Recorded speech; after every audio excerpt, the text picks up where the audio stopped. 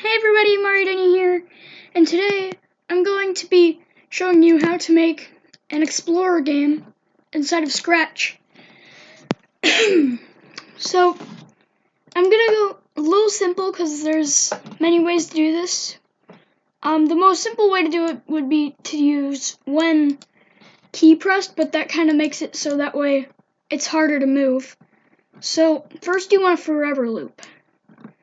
And right now, you can see how the flag is glowing, and if you take that forever loop out and then start it, it automatically stops the game because there's nothing going on. And you want to put an if then block, and you want to get a key pressed button, and you need to get 4 of them, and you have one on up arrow or WASD, like all the arrow keys and stuff. And the Y is like how much up he's gonna go, but that's too far up, so you have to have it on 5. And in my opinion, he should always start out in the center. That's good. So you want to duplicate this. I mean, you don't really need these then. And you want to change this one to down arrow.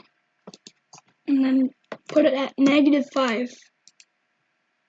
And then when you're going to do the left and right arrow, I suggest you start with right arrow, because you can just put in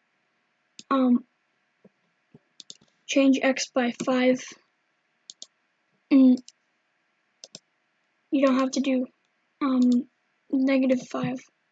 Like I mean, you do have to do it, but just not right then. And now if you press start, you should be able to do this. So normally if you had it with these, you would have to press the button over and over again like that. But with these, you can just do that and stuff. And if you want to make it look like your character's moving, go into the sprite section and do that.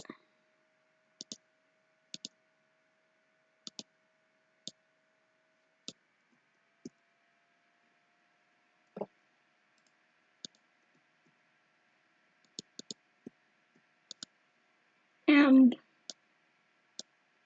you just gotta put it in, and then you just have to put next costume in all of these, so it'll look like he's really moving.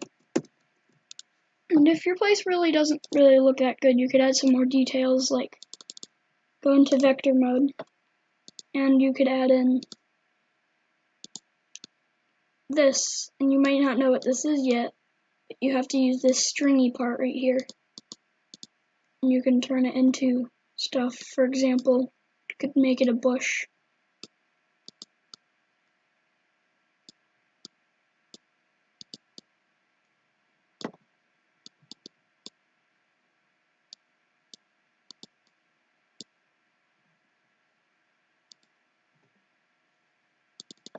And then you could add a little bit more bushes around.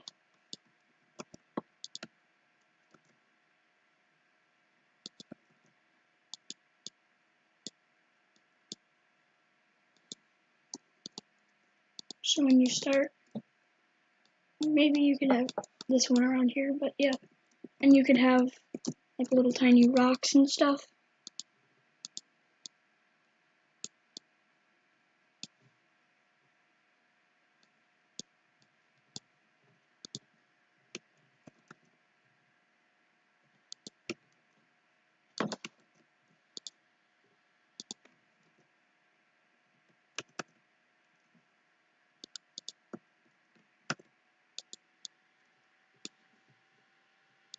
And like to have a sun shining from like the top would be more realistic. So let's work on that.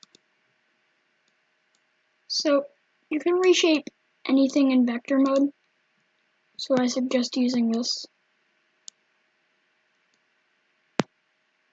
This may look weird right now, but it will look good when we done with it. And you want this to go to the center too. You want to use the paint and click on the color that's you're using mostly, and then use this red line, and then do this and select that or that, and it'll do that, and it'll make it more of a light thing.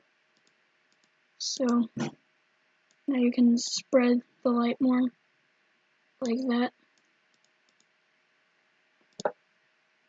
And if it's too bright, you can go into either the brightness or the ghost effect. And setting ghost effect to 50 would make it a little bit less noticeable, but 70 would make it really hard. So let's just keep it at 20 for the effect.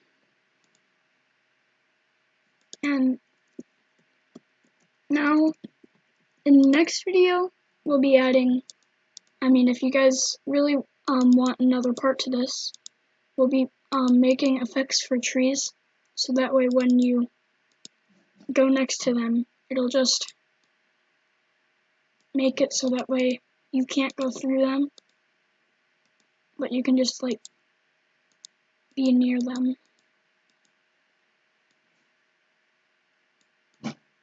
So there's the tree sprite right there.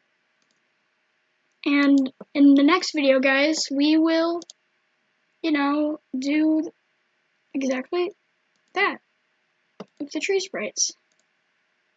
Scatter a little bit of tree sprites around for the next video. Or we could just do that right now, but there's not enough time for the video. Okay, bye guys!